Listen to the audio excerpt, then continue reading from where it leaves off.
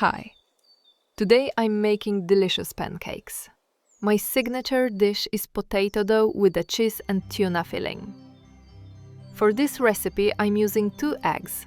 They're quite large, so I decided to check them with a flashlight.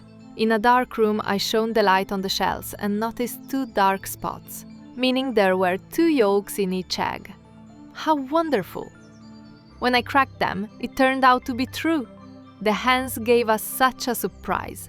I'm showing this moment without editing, so you can see everything clearly.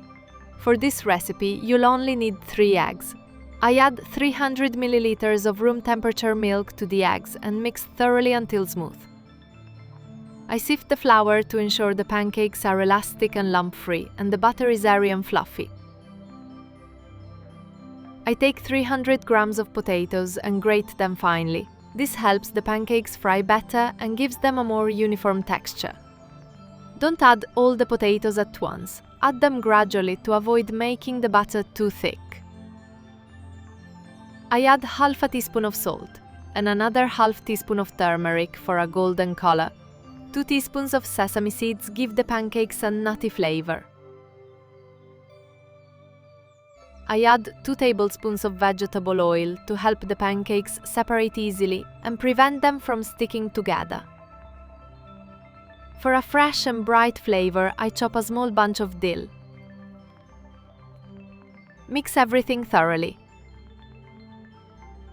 Now let's prepare the filling. First, I grate the processed cheese. I used 130 grams of mozzarella.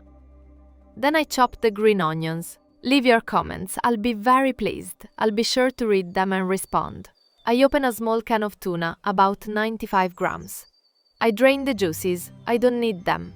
I don't add salt because the tuna is salty. If you don't have tuna, you can substitute it with boiled meat or hard-boiled eggs. Finally, add the onion and mix thoroughly. Subscribe to the channel and like it. Fry the first pancake in a small amount of vegetable oil in a preheated frying pan. Stir the batter before each frying, as the potatoes and sesame seeds will settle to the bottom. Pour the batter in one motion, spreading it evenly across the pan. The first pancake turned out beautifully and didn't burn. Wonderful! I brushed the pancake with oil. It will be tender and delicious. I continue making the rest of the pancakes in the same way. And the next pancake is ready. The turmeric gives them such a warm yellow hue.